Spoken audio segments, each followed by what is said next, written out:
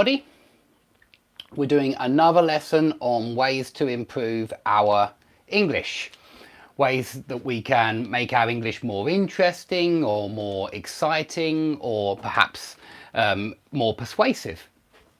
So we've already had one lesson and I explained that it's a good idea to vary the clause structure, and you will see that on the first page of any book. You'll see a variety of clauses and phrases being used, otherwise it will sound a little bit boring. But of course you will see a lot of rhetorical devices as well, and I'm going to show a few today that certainly you could consider using in your speech. And of course, it's not easy to use any of this in your speech if you speak very quickly, which is another good reason to speak more slowly. Speed is not everything. I think a lot of foreign speakers believe that if they're speaking fast, they're speaking really well. I totally disagree. I think that speaking slowly is a much better way of speaking any language than speaking quickly. So I took today's examples that are on the board from 3 random books. Hello to Argentina. Hi, Miss Silvestrini. I've taken some from Edgar Allan Poe, and I've done some of the short stories in this before. I'm going to do some new ones today, but you never have to look hard. You can find them immediately in a book like this. The rhetorical devices are obvious in Edgar Allan Poe, and they're everywhere.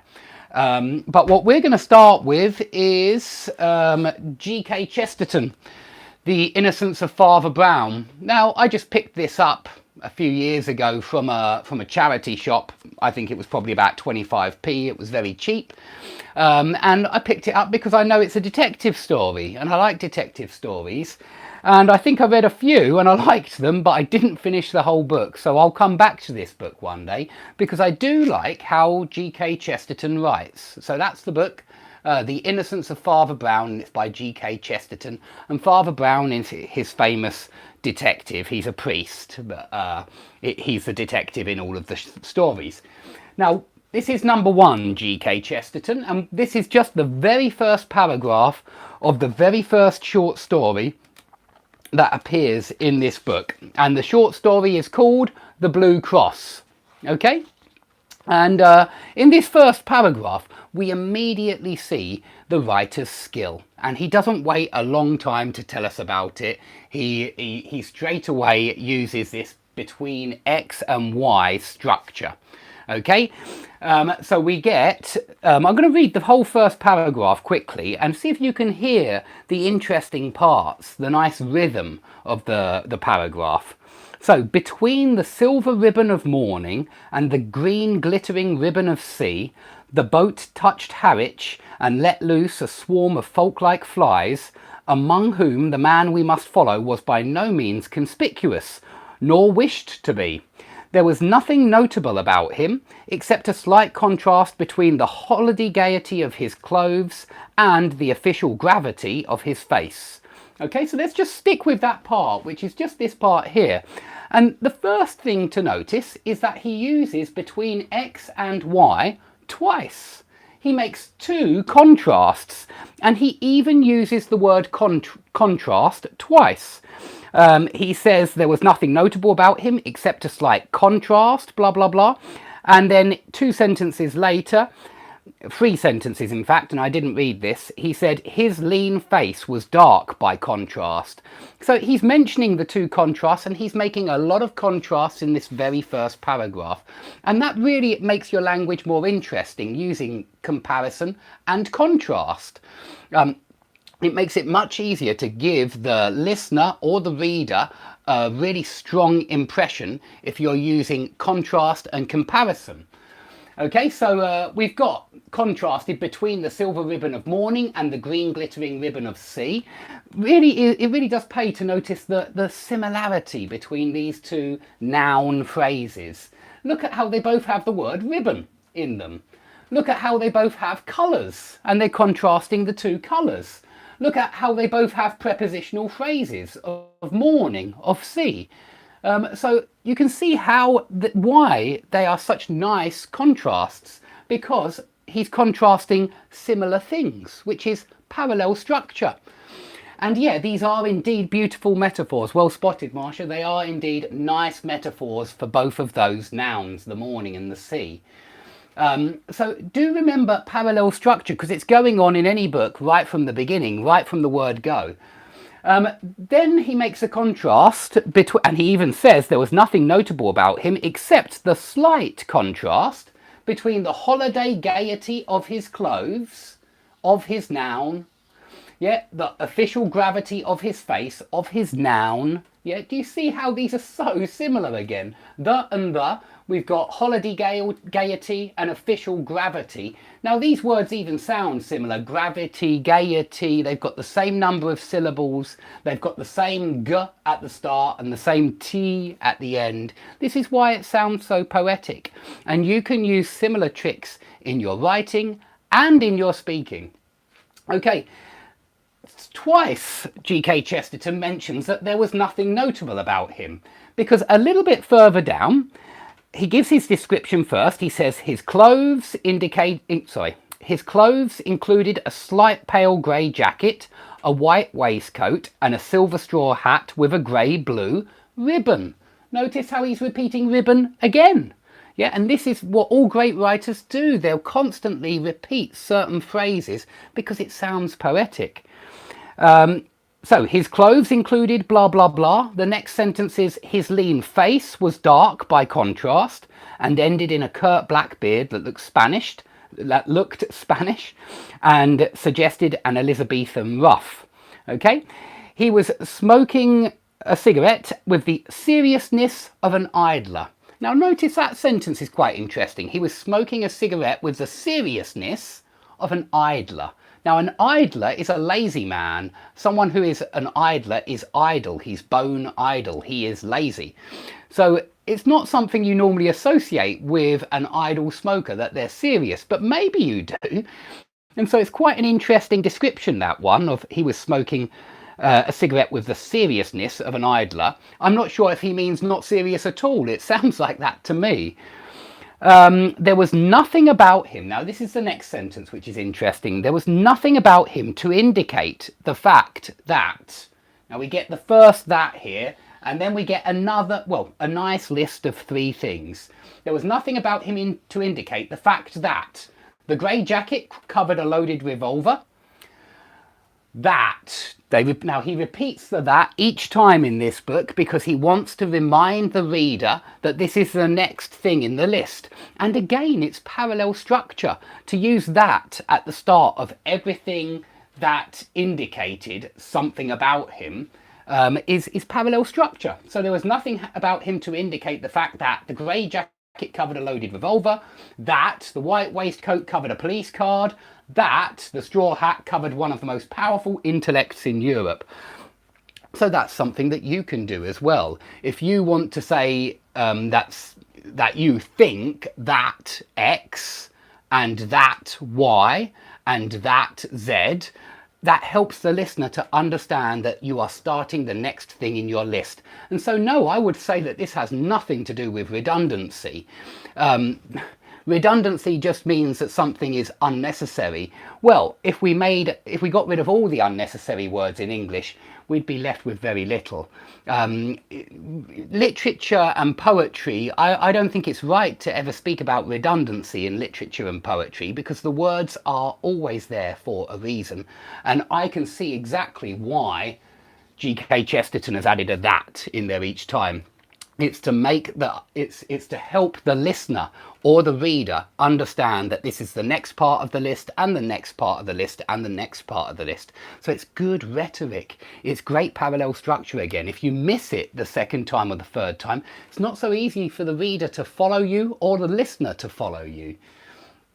Okay, and notice that he does the same down here, because in the next part he actually says, so nothing to indicate that the straw hat covered one of the most powerful intellects in Europe, for this was Valentin himself, the head of the Paris police and the most famous investigator.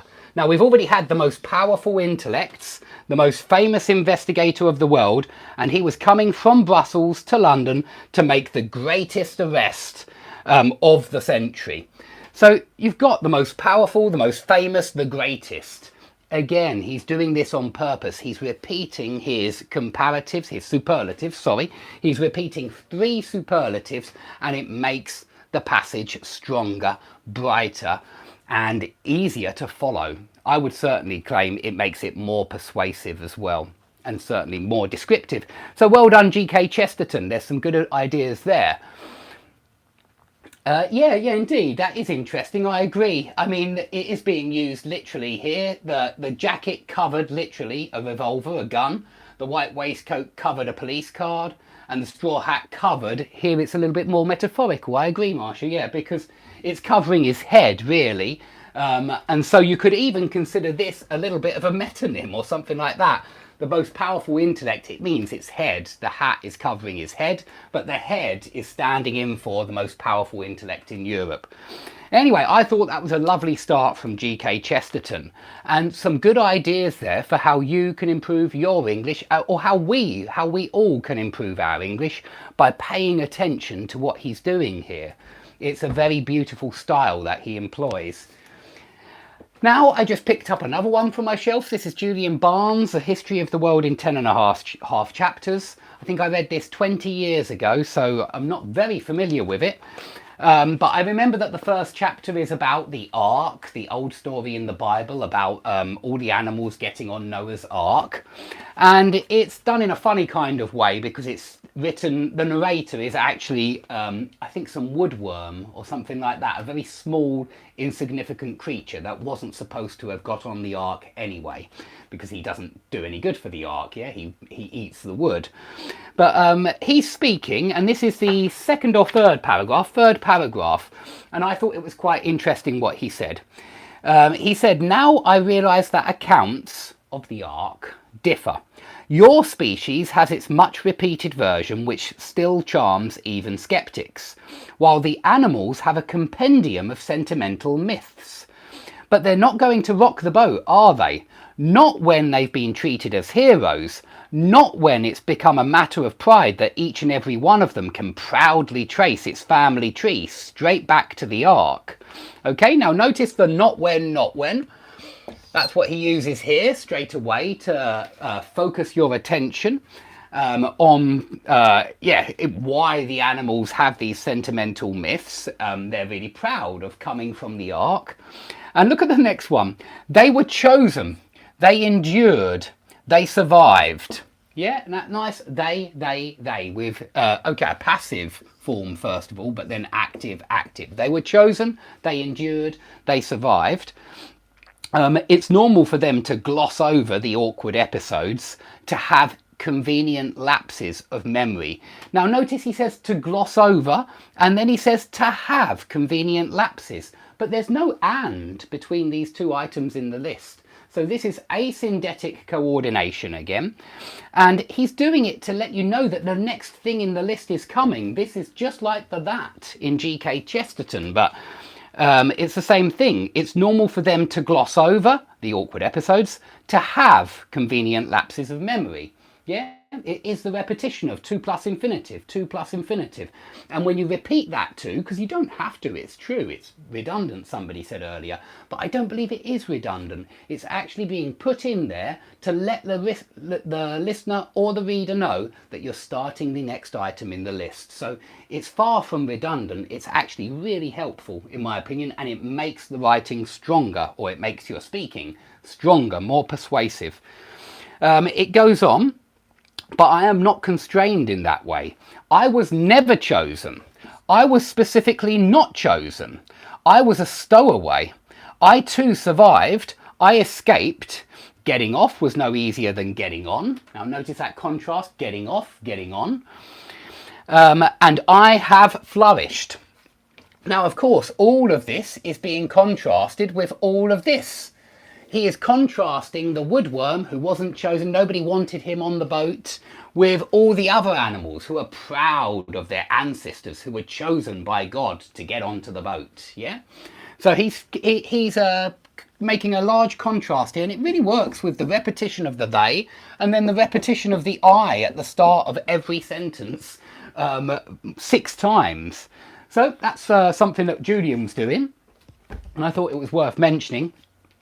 But With Edgar Allan Poe, I must admit, it's really easy to see what tricks he's got there, because he's got so many. He's such a wonderful writer. He's obviously one of my favourites. So if we take any story in this book, any story at all, we're going to look at, we'll just look at the first one, which is, I think this is Message Found in a Bottle, but it just says MS full stop. I can't remember why. I haven't read this story for years and years, but just looking at the grammar, at the interesting rhetorical devices on the front page, you can pick up some good tips here. And it's similar to what's going on here. You know, these are the tricks that all good writers use and all good speakers use. It's the same thing. So he says, of my country and of my family, I have little to say. Ill usage and length of years have driven me from the one and estranged me from the other. Okay, so let's just look at that first, how many sentences? 2 sentences, first 2 sentences. And it's jam-packed with repetition of my country, of my family. Notice how he repeats those preposition, determiner, noun expressions. Now, of course, he could have used a different determiner here. He could have said of the country and of my family, but he didn't. He wants it to sound of my country, of my family, nice and balanced. Yes, parallel structure again. And have driven me from the one, estranged me from the other. Can you see from the one, from the other, driven me, estranged me? They're equal, perfectly equal. They're perfectly balanced. And that's what parallel structure is all about. And that's how to improve your speaking and your writing. It is, it's beautiful rhythm. I agree, Miss Silvestrini, I totally agree. So the next story on the first page, we've got bewildered in the brilliancy of thine own imagination and fallen in the flames of thine own youth. Can you see those 2 equal noun phrases? Yeah, in fact, they're not noun phrases, sorry, they're participle phrases. Bewildered in the brilliancy of thine own imagination and fallen in the flames of thine own youth. This is typical Edgar Allan Poe, it really is. He loves to use balanced phrases, and it's why his writing's still remembered today. And we should remember as well that he invented a lot of genres, such as the horror genre or the detective genre, or it's arguable anyway that he invented some of these genres, even science fiction. So he makes a few more repetitions here. As thou shouldst be, as thou shouldst be. This is the assignation, by the way, the story. There are surely other worlds than this, other thoughts than the thoughts of the multitude, other speculations than the speculations of the sophist. Notice the other worlds than, other thoughts than, other speculations than. Yeah, he's doing this on purpose for sure. And just take any short story by Poe and you'll find exactly that on the front page of all of them. He always does it right at the front, and I assume it's because the story's quite small, so he wants to get all of his best lines out right on that first page. But I think he does it all the way through the stories because he is a good writer. Okay, so the main message about this, the main message from this lesson, how to improve your English, is to look inside the books and notice the repetition and the rhythm. And in particular, pay attention to the parallel structure. Pay attention to the balanced phrases, the balanced words, the balanced expressions, and they will improve your speaking and your writing. Okay, that's all I've got for you today. Tomorrow, or maybe the next day, I'm going to do another lesson on rhetorical devices, and there we'll go into rhetorical devices in detail. But I hope that you can just see that this is really about parallel structure more than a variety of clauses. There's great parallel structure on the front page of most stories. Okay? So if you have any questions, now's the time to put them up.